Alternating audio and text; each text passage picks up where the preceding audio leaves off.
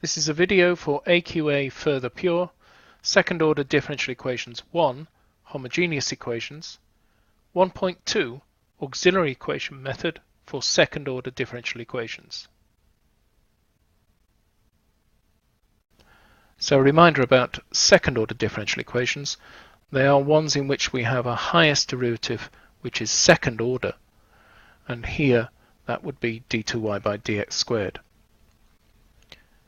Linear equations have all the powers of y and its associated derivatives of 1.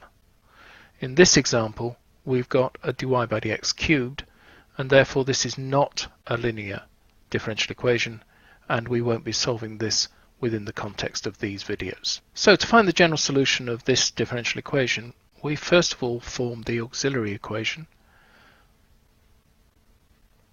And for this, d2y by dx squared is m squared, twice dy by dx is 2m, the minus 15y is just minus 15, and that's equal to 0. Now this equation factorizes.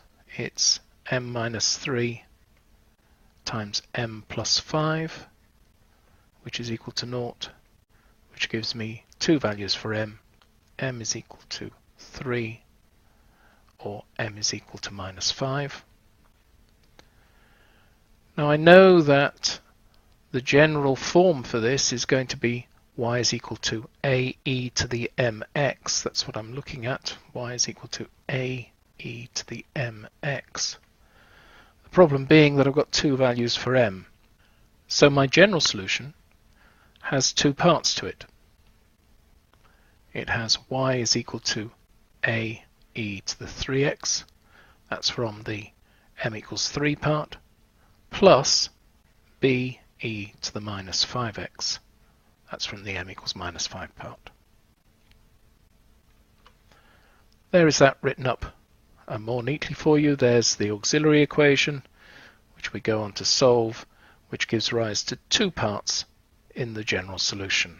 Okay, so what kind of curves do we get from that type of general solution? Here's a couple of plots, one with a equal to 0.2 and b is 0.3, and the other has a equals 0.2 and b is minus 0.2, and notice that the curves look very different, and this is down to the value of the two constants. However, there are some things in common. Notice that the intercept on the y-axis here and on here, well, here it's equal to 0.5, and here it's equal to 0. And in fact, when x equals 0, my intercept value will be a plus b. The other thing to look at is what happens for the behavior for x large and positive or large and negative. So as x tends to infinity, y tends to ae to the 3x. The bit with the e to the minus 5x will disappear as x tends to infinity. And as x tends to minus infinity, then y will behave like the be to the minus 5x. And in fact, in here, because b is negative, that means that the curve shoots off towards minus infinity. Let's look at a dynamic plot for that. Here is that function with a equals 0.2 and b equals 0.3, so that's like the left-hand graph. If I drop this down to minus 0.2, you'll see that I get the right-hand graph. And if we look at what happens as we push this on up, if I pop this up to 1.8, then you'll see that a plus b equals 2 gives me the intercept on the graph. And as I alter my values for a, it continues to rise. When a is 1.2, for instance, the intercept will be 3, and so on. Now, the other interesting thing to look at is what happens as the signs of a and b change. If they're both positive, we get this U-shaped curve. If b is negative, we get this almost like a cubic curve. If it goes the other way, and a is negative and b is positive, again we get this curve that reaches between plus and minus infinity.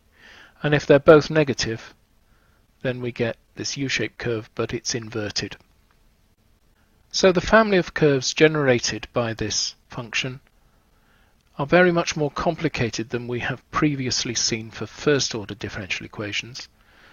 And partly that's down to the fact that we've got two parts to the function and we have got two different constants that we can alter depending on the boundary conditions.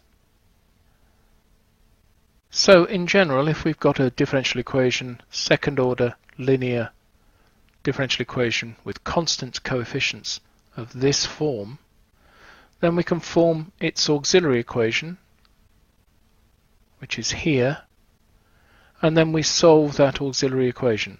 Now it's a quadratic, which means we can always solve it. The solutions may be real, may be repeated, may be complex, but we can always solve it. And what we've just looked at is what happens if I get two real solutions.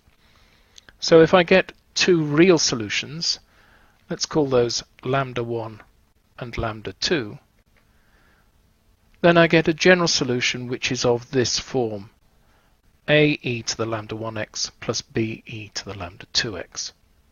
In subsequent videos we'll look at what happens with different types of roots to this auxiliary equation. The next video in this sequence is 1.3, finding particular solutions given initial conditions.